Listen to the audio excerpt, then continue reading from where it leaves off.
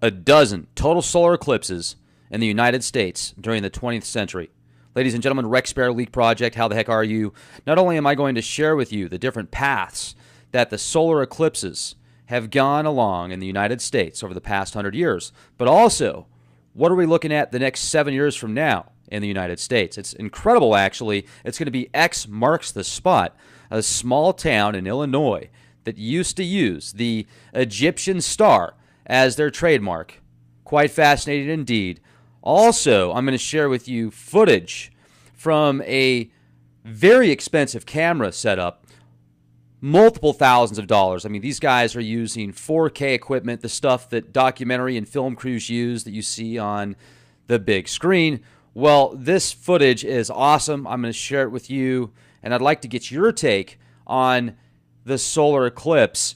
First of all, if the solar eclipse that we just saw, if the sun wasn't blocked from the moon based upon the math that we've been using for a very long time, then what was it? What caused the total solar eclipse? Let me share this with you guys now. What you're looking at right here is National Eclipse Blog, Living in the Future. It's a great article, actually, nationaleclipse.wordpress.com. This shows the eclipse path from 1918, June 8th. You can see it's similar to the one that we just had. Now, the media does a really good job, alternative and mainstream, of putting together catchy titles to get people to watch the news or to watch the article and play. So, this one right here, the paths of the next and last coast-to-coast total solar eclipse in the U.S., you'll see August 21st, we just had it, and June 8th, 1918. Here's an article that came out, Topeka State, next total eclipse, 2017. So obviously, they've known about this stuff for quite some time. Another thing I want to share with you, let me change the screen up a little bit here. Scroll down. This is from the Alliance Herald, June 13th, 1918. Don't ever use homemade items such as smoked glass to view an eclipse. Well, thank you for that advice. Don't use smoked glass. What about the lady that used a styrofoam plate? Viewed by thousands. Then the Holt County Sentinel, June 14th, 1918.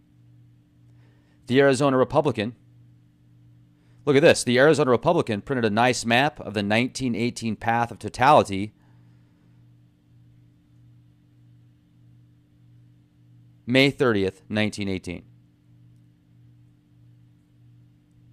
Also mentioned by the Sun are the upcoming 1923, 1925, 1970, and 79 eclipses in the U.S. So, debunking the national eclipse. Let's scroll down here a little bit. Look at this. Will you just look at it?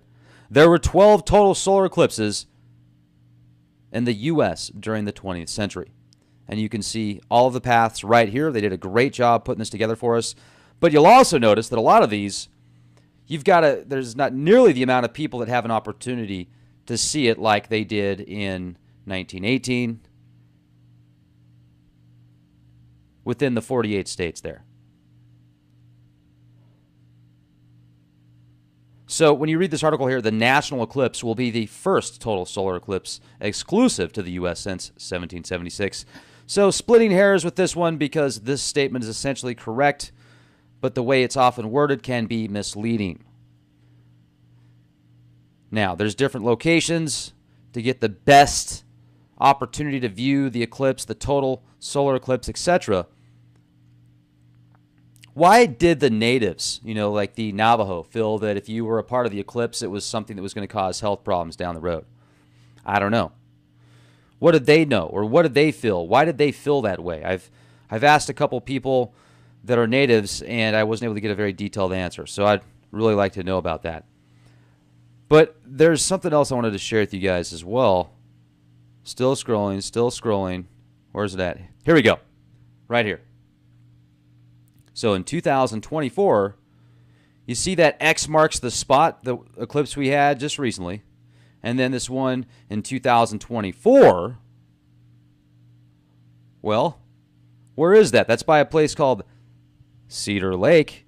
Now, this is Illinois, but look at that town just on the path called Makanda. What is Makanda? Makanda, Illinois. It's just a tiny little village, Jackson County.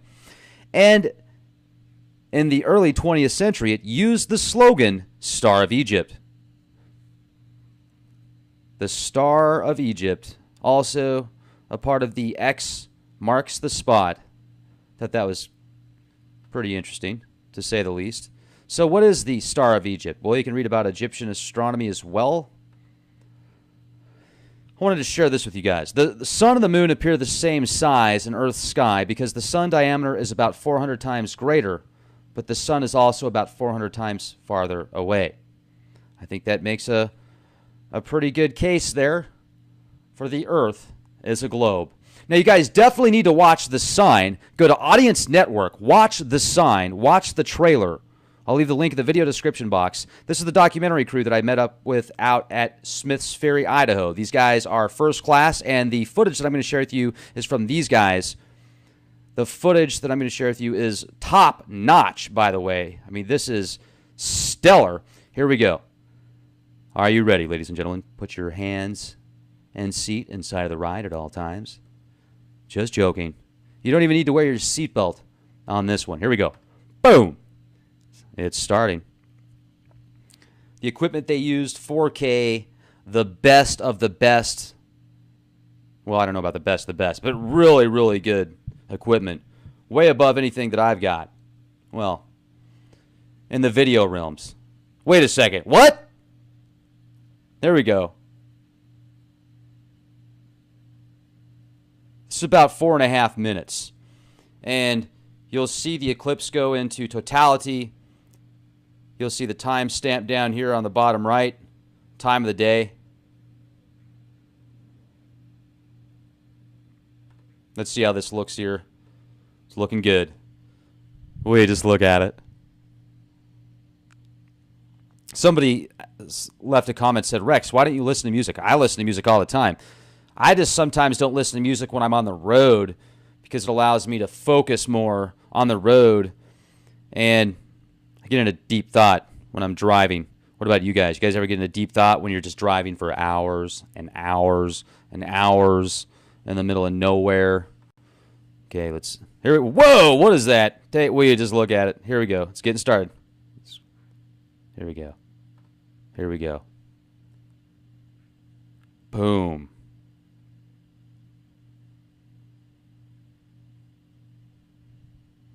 You can see the focal length. You can see...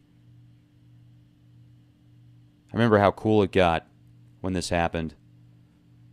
And this guy's like, take off your glasses. So I take off my glasses, and that's what I saw. There's so many people out there that say that this is a hoax. It was a sun simulator. It was all just Project Bluebeam. All of these news articles that are, from 1918. Those aren't even from 1918. Those are recent articles that they just put on the web. So this is all just made up, and space isn't real. Well, what if space is real? What if this is real? I mean, I think it's real, personally. But the Petri dish thing, that could definitely make sense. It doesn't mean space isn't real, though. Space is still there in a Petri dish also, isn't it? It's definitely there in a Petri dish. Space is an illusion. And you can see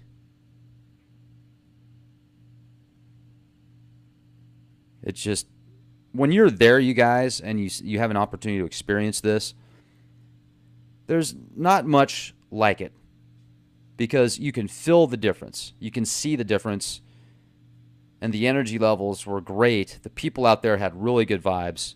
Met some really nice people at this event. Just be prepared for the ride home. Let's see here. I'm going to fast forward a second right here.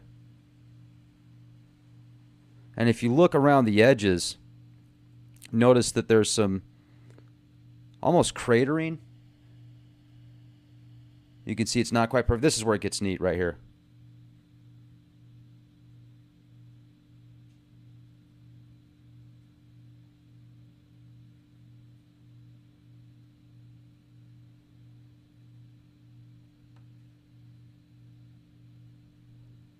So that's it, you guys. You can see right there. Boom. Do you see any strange anomalies around it? I mean, do you see any other planets? Do you see any spaceships? I don't. I didn't see anything that cool. Could you imagine, though, if like there's this giant spaceship that just pops up to the side of it at about the 11 o'clock position, maybe 12 o'clock position? Starts zapping some lasers or something. And all of a sudden people start turning into zombies, and like the nano gremlins start to rewrite their cerebral cortex, and then people go back home and watch more reality TV. Oh, wait. They're already doing that. Or are they? Right there is where it starts. Boom. 11:25. 11:25 right there. That footage is great. Thanks a lot to Josh, Akshay, Bobby D, and crew for sending me this raw footage. Right there. And then also, just to even do more validation here, like these were more images from different equipment.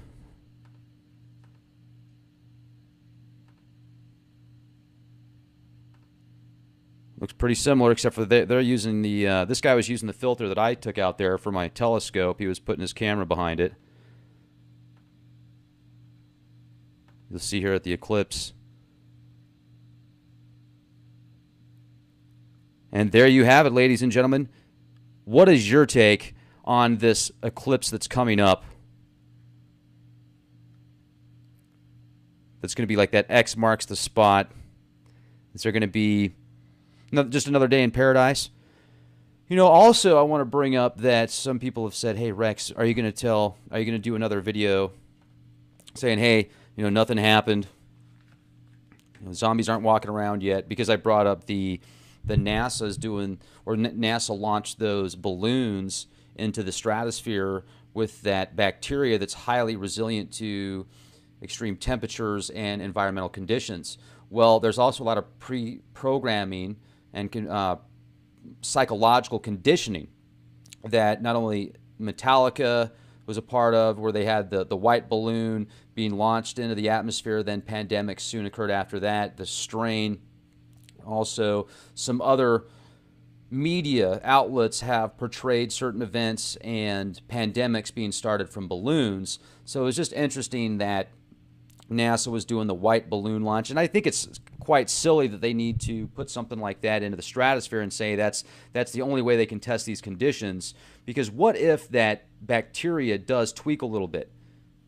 It's freeze-dried, it's launched into the atmosphere, it tweaks a little bit, it comes back, and what if it causes some type of pandemic that they weren't prepared for? There's been a lot of people that said they got sick right after the eclipse in the comments section that I've been reading through. Now, there's multiple variables that could cause that, but I do find it interesting, and a lot of people expect there to be instant gratification, something that's just immediately going to happen the second after a certain date or time based on astrological signs, the signs in the heavens. And oftentimes it might be a week later, it might be a month later, it might be a year later, linked to certain events. So thank goodness we're still here. Thank goodness World War III hasn't been launched yet. Is there something wrong with questioning what's going on and being prepared for the worst, expecting the best, hoping for the best? I certainly don't think so. What do you guys think? Question everything, be excellent to each other, and be the change you want to see.